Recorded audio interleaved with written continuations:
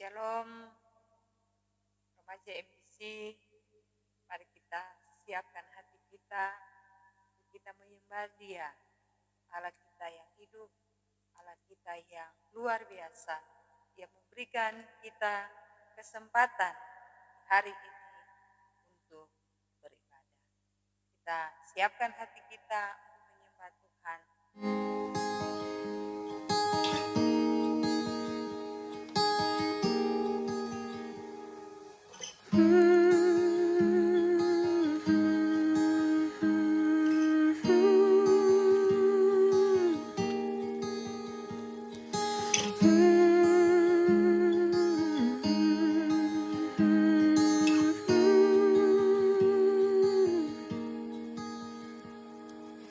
Kau hiasi kehidupanku dengan kemurahan-Mu. Kau rancangkan masa depanku penuh dengan harapan. Kau hiasi kehidupanku dengan kemurahan-Mu. Kau rancangkan masa depanku penuh dengan harapan. Aku ada saat ini, semuanya karena kasih-Mu. Aku hidup hari ini, semua berkat kemurahan-Mu. Terima kasih Yesus, Engkau sangat baik, teramat baik bagiku. Mari nyanyikan pujian ini dengan sungguh-sungguh kepada Dia. Oh, kita hidup hari ini hanya karena anugerah. Kau hiasi kehidupanku dengan kemurahan-Mu. Oh, Kau rancangkan masa depanku penuh dengan harapan. Katakan aku ada. Oh, aku ada saat ini, semuanya karena kasih-Mu. Aku hidup hari ini, semua berkat kemurahan-Mu. Terima kasih Yesus, Engkau sangat baik, teramat baik. Aku ada saat ini, semuanya karena kasih-Mu. Aku hidup hari ini, semua berkat kemurahan-Mu. Terima kasih Yesus, Engkau sangat baik, teramat baik. Aku ada saat ini, semuanya karena kasih-Mu. Aku hidup hari ini, semua berkat kemurahan-Mu. Terima kasih Yesus, Engkau sangat baik, teramat baik bagiku. Yesus, Engkau sangat baik, teramat baik bagiku.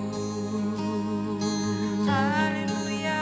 Terima kasih, Terima kasih. buat berkat anugerah-Mu Tuhan. Terima kasih Tuhan. Kami sembah Engkau, kami sembah Engkau. Terima kasih Tuhan.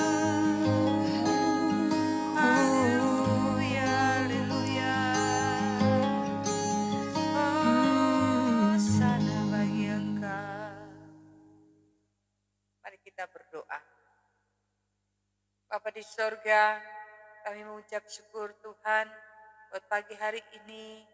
Oleh karena anugerah Tuhan, kami diberikan kesempatan untuk beribadah ya Tuhan. Tuhan, kami akan merenungkan firman Tuhan di pagi hari ini.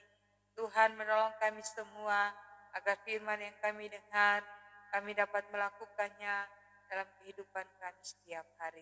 Dalam nama Tuhan Yesus, firman yang hidup, kami berdoa. Haleluya. Amin. Baik, remaja MDC yang ada di Kupang, puji syukur kepada Tuhan karena rahmat-Nya, karena anugerah-Nya kita diberikan kesempatan untuk beribadah. Firman Tuhan pada pagi hari ini akan kita buka di dalam Alkitab kita, terambil dalam Injil Markus pasal yang ke-12 ayat yang ke-41 sampai ayat yang ke-44. Demikian bunyi firman Tuhan. Persembahan seorang janda miskin. Pada suatu kali Yesus duduk menghadapi peti persembahan dan memperhatikan bagaimana orang banyak memasukkan uang ke dalam peti itu. Banyak orang kaya memberi jumlah yang sangat besar. Lalu datanglah seorang janda miskin dan ia memasukkan 2 peser, yaitu 1 duit. Maka dipanggilnya murid-muridnya dan berkata kepada mereka, "Aku berkata kepadamu, sesungguhnya janda miskin ini memberi lebih banyak daripada semua orang yang memasukkan uang ke dalam peti persembahan. Sebab mereka semua memberi dari kelimpahannya, tetapi janda ini memberi dari kekurangannya, semua yang ada padanya, yaitu seluruh nafkahnya." Demikian nats firman Tuhan kita. Pada pagi hari ini kita akan belajar dengan tema sikap hati dalam memberi. Ada 2 poin penting dalam sikap hati ketika kita memberikan persembahan kepada Tuhan. Yang pertama yaitu sikap memberi dari kelimpahan. Pada ayat yang ke-41 di sana dikatakan bahwa ada orang kaya, ada orang yang mempunyai harta yang banyak. Ketika dia memberi kepada rumah Tuhan, di sana Yesus sedang memperhatikan.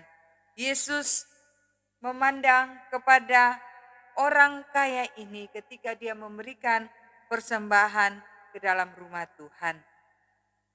Tuhan Yesus melihat hati dan motivasi dari orang kaya tersebut. Ketika orang kaya ini dia memberi uang ke dalam rumah Tuhan, ditaruhlah di dalam peti persembahan. Mungkin saja dia memberi dengan motivasi hati yang tidak benar. Mungkin dia ingin memberi supaya dia dipuji-puji, atau dia memberi supaya dia dikagumi oleh orang lain. Dan Tuhan melihat jauh sampai ke dalam isi hatinya. Di sini dikatakan di dalam firman Tuhan bahwa Tuhan seringkali berulang kali mengatakan tentang sikap hati lah yang terpenting di dalam diri seseorang. Dalam kitab Amsal pasal yang keempat ayat yang ke-23 mengatakan bahwa jagalah hatimu dalam segala kewaspadaan, karena dari situlah terpancar kehidupan. Di sana dikatakan dalam ayat tersebut bahwa hati adalah pusat dari seluruh kehidupan manusia. Demikian juga hati adalah pusat dari ketika kita memberikan persembahan kepada Tuhan. Motivasi hati ketika kita memberi kepada Tuhanlah yang menjadi hal yang terutama. Firman Tuhan berkata di dalam ayat 41 ini bahwa Tuhan tidak berkenan ketika kita memberi dengan motivasi yang salah. Tuhan hanya berkenan kepada kita jika kita memberi dengan motivasi hati yang benar. Hal yang kedua yaitu memberi dari kekurangan. Pada ayat yang ke-42 di sana ada seorang wanita, seorang janda miskin yang secara sosial mungkin saja dia sering diabaikan, mungkin saja dia tidak ternilai, mungkin saja dia sering dipandang rendah. Apa artinya hidup sebagai seorang janda? Tetapi ketika dia memberi kepada rumah Tuhan, dia memberi dari seluruh yang dia punyai. Dia memberi karena dia tidak tahu lagi apa yang dia harus berikan kepada Tuhan selain itu saja yang bisa dia berikan kepada Tuhan. Dia tidak pandang bahwa ketika dia memberi, akankah susah hidupnya? Atau mungkin ketika saya memberi, nanti hidup saya bagaimana? Dia tidak memikirkan sampai sejauh itu. Tetapi dia memberi dengan hati yang tulus ikhlas. Dia memberi dengan rasa syukur kepada Tuhan oleh karena penyertaan Tuhan dalam kehidupannya. Teman-teman yang dikasihi di dalam Tuhan, remaja MDC yang diberkati oleh Tuhan, kisah ini menggambarkan kepada kehidupan kita. Kita menganggap atau memandang hina orang yang lemah dalam berbagai hal.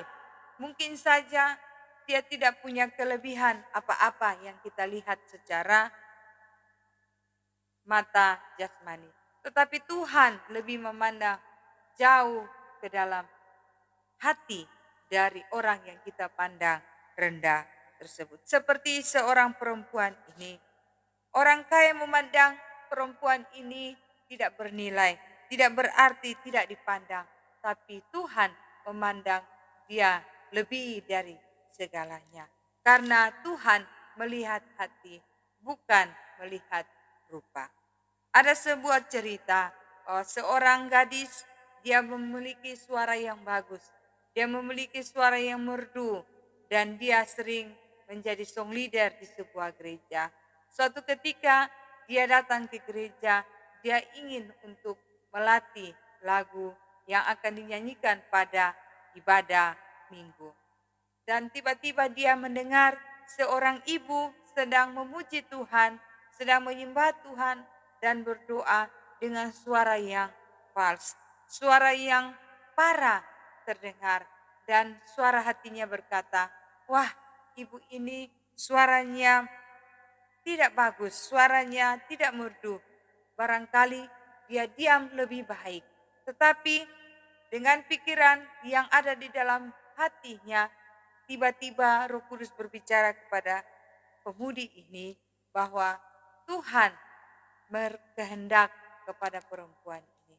Tuhan lebih berkenan kepada orang yang memuji Tuhan dengan motivasi yang benar.